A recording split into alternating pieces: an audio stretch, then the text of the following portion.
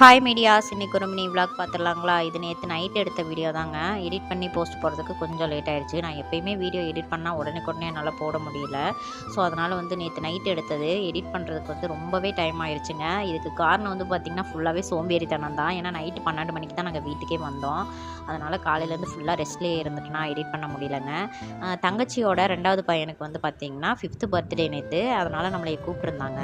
Cake cut பண்ணுற பிளானே இல்லை. சடனாக தான் அந்த பிளான் பண்ணாங்க. ஏன்னா அண்ணாவும் ஊருக்கு போகிறேன் அப்படின்னு சொன்னதுனால அவங்க கேக் கட் பண்ணல. அண்ணா ஊருக்கு போகிறதுக்கு முன்னாடி பார்த்திங்கன்னா நம்ம வீட்டுக்கு வந்துட்டாங்க. கரெக்டாக நானும் தங்கச்சி வீட்டுக்கு கிளம்புனேன், அண்ணாவும் வீட்டுக்கு வந்துட்டாங்க. அதுக்கப்புறம் அண்ணாவும் ஊருக்கு அனுப்பி வச்சுட்டு நான் டேரெக்டாக நானும் கார்த்தி குழந்தைங்களை கூப்பிட்டுட்டு தங்கச்சி வீட்டுக்கு கிளம்பிட்டோம். தங்கச்சி அவங்க காலையிலே பார்த்திங்கன்னா பர்த்டேவுக்காக ஒரு 50 சாப்பாடு ரெடி பண்ணி கொஞ்சம் பேருக்கு சாப்பாடெல்லாம் கொண்டு போய் கொடுத்துட்டாங்க. அதனால தான் கேக்கு கட் பண்ண வேண்டாம் அப்படின்னு சொல்லிட்டு விட்டுட்டாங்க. அதுக்கப்புறம் கேக்கு கட் பண்ணால் தான் அந்த பர்த்டேவை கொண்டாடின மாதிரியே இருக்கும் அப்படின்னு சொல்லிட்டு தான் அதுக்கப்புறம் சடனாக பிளான் பண்ணி சரி நம்ம போய் கேக் கட் பண்ணிட்டு வந்துடலாம் அப்படின்னு சொல்லிட்டு நாங்கள் இங்கே கேக் சாப்பிட்டு வந்துட்டோம்.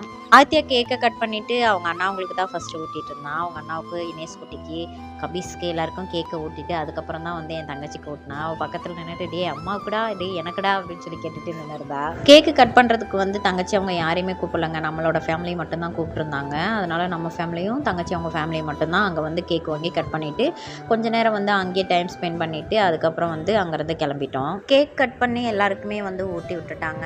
அதுக்கப்புறம் கொஞ்ச நேரம் நம்ம தான் பெரிய யூடியூபர் ஆச்சு, நம்ம வீடியோ எடுக்காமல் அந்த இடத்த விட்டு நகருவோமா அப்படின்னு சொல்லிட்டு கேக்கெல்லாம் கட் பண்ணி சாப்பிட்டே இருக்கும்போது ஒரு வீடியோஸ் ஒன்று எடுத்தாச்சு. அதுக்கப்புறம் அங்கேருந்து கிளம்பிட்டோங்க. கேக் சாப்பிட்டதே பார்த்திங்கன்னா வயிறு நல்லா ஃபுல்லாக கிண்ணன் ஆயிடுச்சு.